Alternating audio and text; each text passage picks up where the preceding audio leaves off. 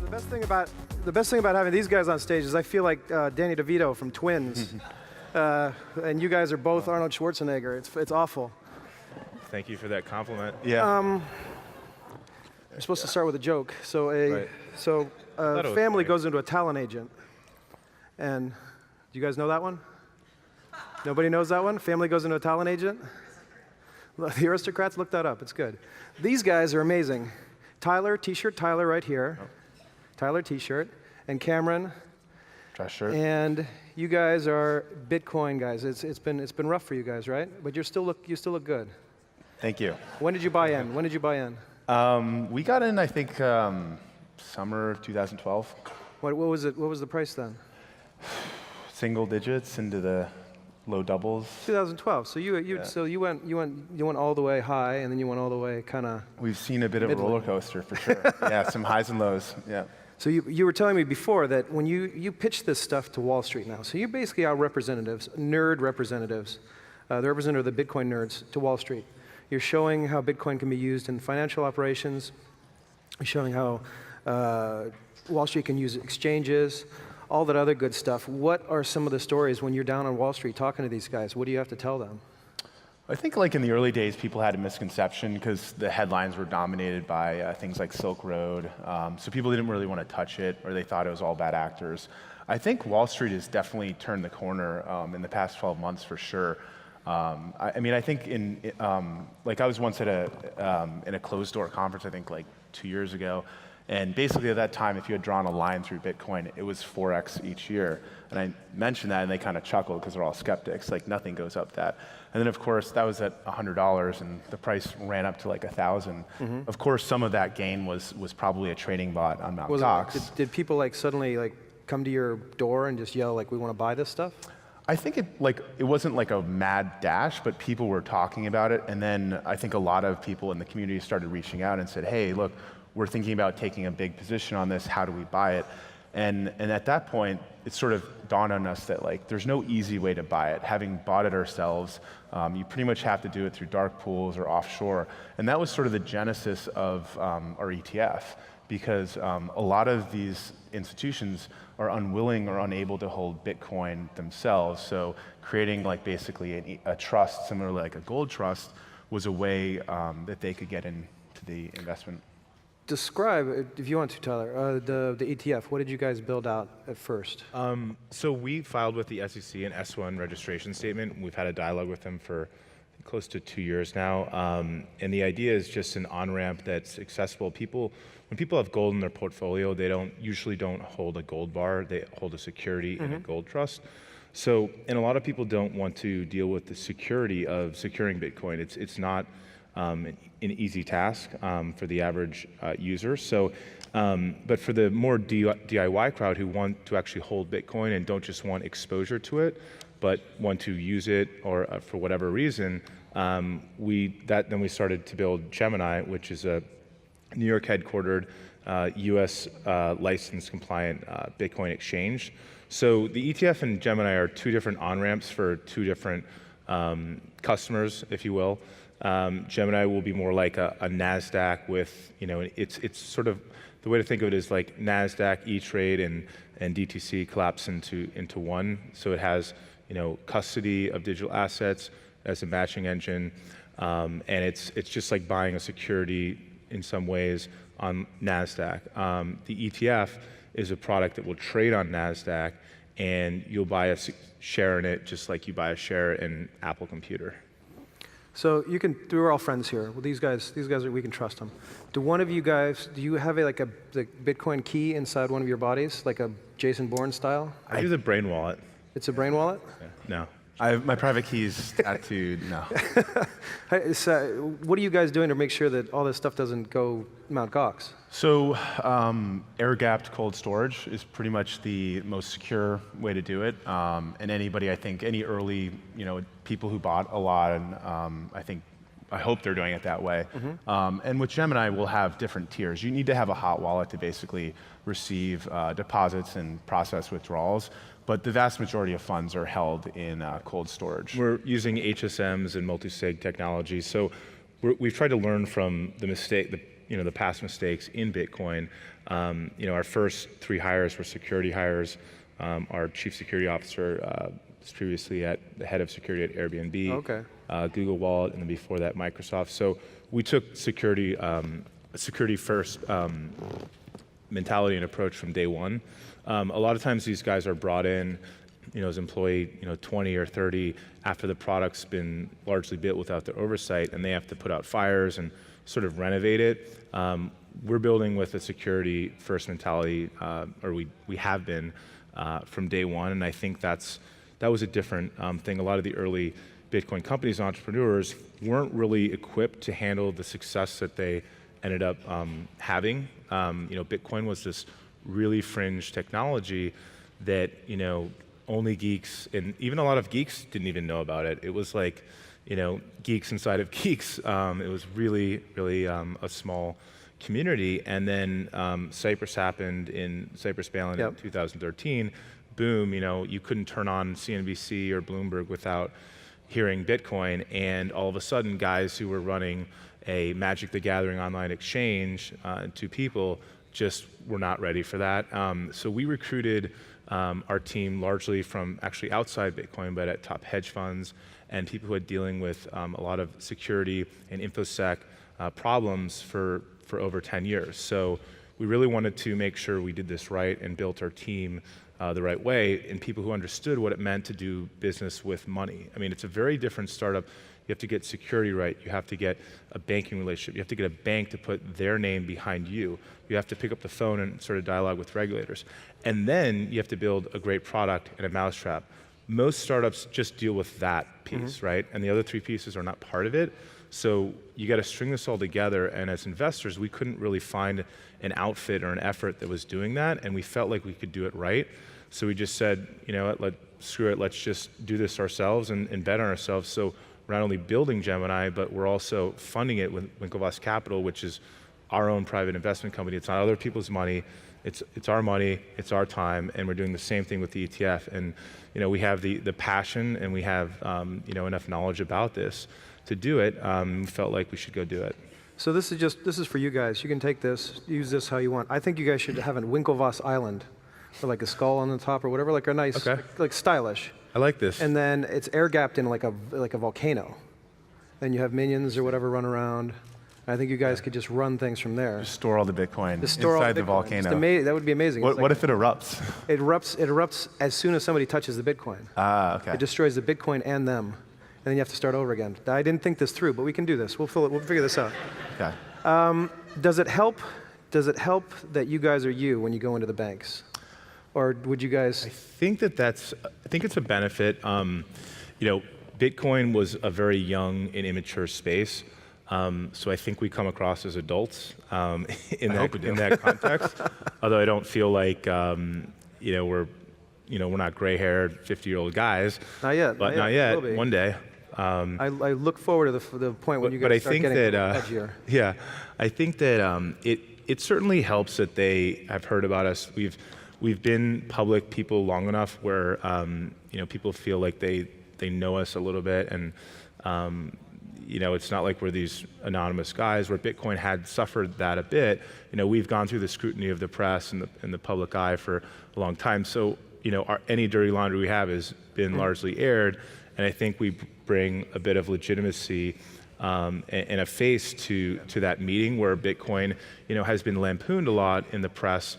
It was called a Ponzi scheme at one point. It was called this place for illicit activity and drug dealers and stuff. So I think we've tried to use whatever name brand and we had to try and combat that, because it wasn't really it wasn't valid, but that's just the way it works. Okay. So Cameron, you got angry back there when we were talking about this. You guys are basically like to hear the Bitcoin Reddits and all the sites say it. You guys are basically like the Backstreet Boys of Bitcoin, and everybody else is like Nirvana, and they're making. That's not a compliment. Yeah. That is a compliment, because think about it. The Backstreet Boys are far superior to Justin Timberlake. Right? They were better than NSYNC. Yeah. Okay, they were better than NSYNC. So nobody else is the NSYNC. You guys are the absolute top. Right. But they don't consider you as serious contenders, or that you're dilettantes. What do you say to that? I mean, just yell at them right now. I mean, Look, we've put our money where I our think there's mouth. one Bitcoin guy in here. Is there any Bitcoin people? Only one Bitcoin person? Look, all Okay, these three. Bitcoin guys right Great. here. Yell at these guys. I mean, look, we put our money where our mouth is. We don't just have skin in the game. We have our entire body in the game. We're building, a company in Gemini, the ETF, which is effectively like building another company. And we happen to hold Bitcoin and put a significant amount in that, and we've never sold, and we hold today. I don't know if we're experts. I'm not sure how you define an expert, but the goal is not to be an expert or popular. The goal is to change the world, and I think we're doing that, or at least trying to do it. And look, I think does Richard Branson understand all of the physics of his spacecrafts? I'm not sure, but he's leading the charge, and that takes courage, and I applaud him for that. And if anybody else wants to step up and do it, come right ahead. But we're just going to try and blaze that trail. Okay. I mean, it's easy to throw stones at anybody. I mean, people will throw stones at our athletic, careers. We rode for 15 years and we were Olympians, and people, will say that's not serious or whatever because it's rowing. Well, I'll take you to practice and I'll show you how serious that is. 6 a.m., 6 days a week, 11 and a half months a year, 15 years, no Friday nights, maybe a Saturday night once a month, kind of thing. So we're used to that. And look, I don't listen to the critics. It's really easy to be negative on anything, but we've had dialogues with federal regulators at the SEC for 2 years, educating them and pushing the ball forward regulatorily wise there. We've been subpoenaed by the New York Department of Finance. We came in and educated them there. We testified in front of them. We've been in a year-long dialogue with them with regards to Gemini and bit license type issues. We're building 2 companies, like Cameron said. We've invested in Bitcoin, the technology. We've invested in Bitcoin companies. I'm not going to apologize or look for anybody's approval, but the facts are pretty clear.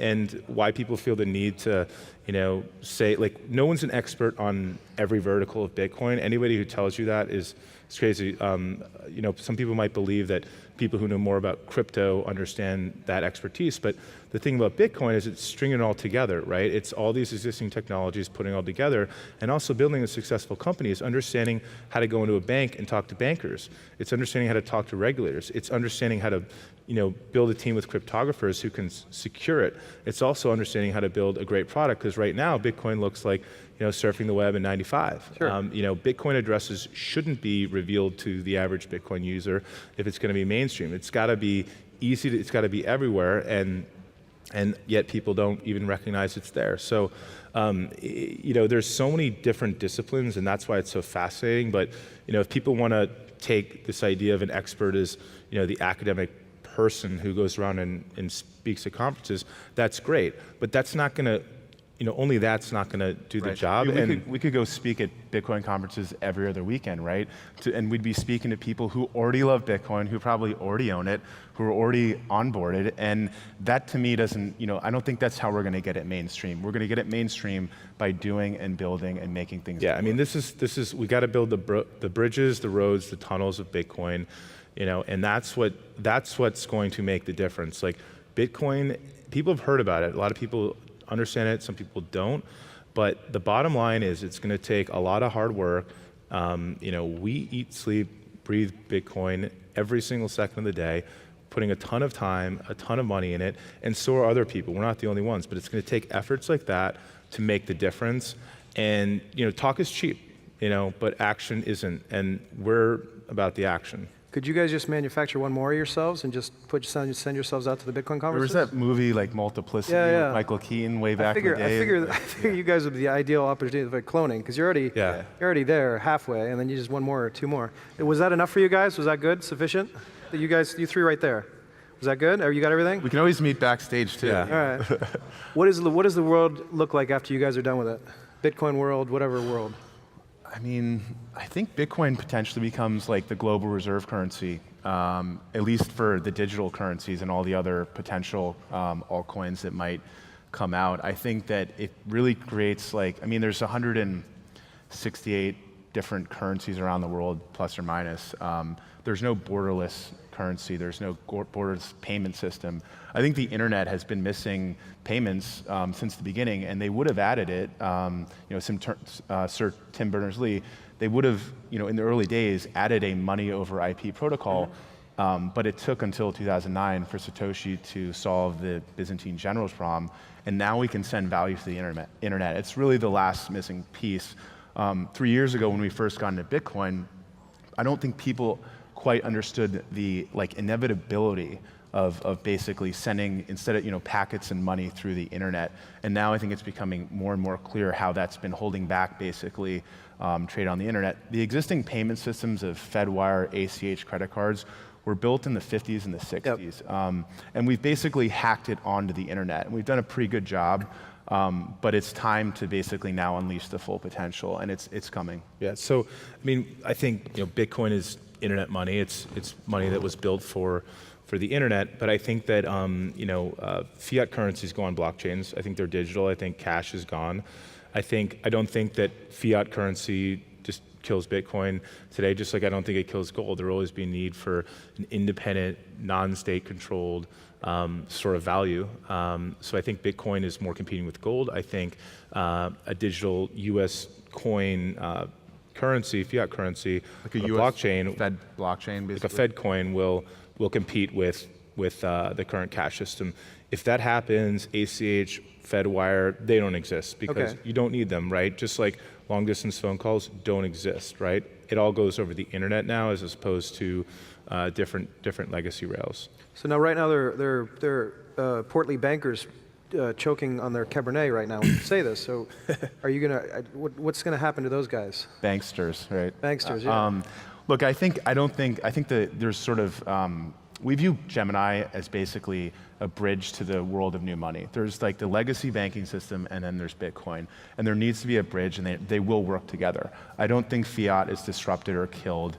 I think Bitcoin actually makes fiat a lot more efficient, transferring value and things like that. So we believe that they're going to work actually really well together, and it's not going to necessarily be one or the other. And I think that maybe certain streams of revenue in banks will dry up, but they'll find other ways. And I think ultimately there will be a ton of cost savings that a lot of different stakeholders will benefit the from. banks that will evolve into a digital world will be there. The ones that still have brick and mortar outposts all around the country, that seems like that's going to be disrupted. Just like the fact that the old U.S. Post Office, down the block from where I live, is now an Apple store. Okay. So it's like that's not a disruption. That's an eviction, right?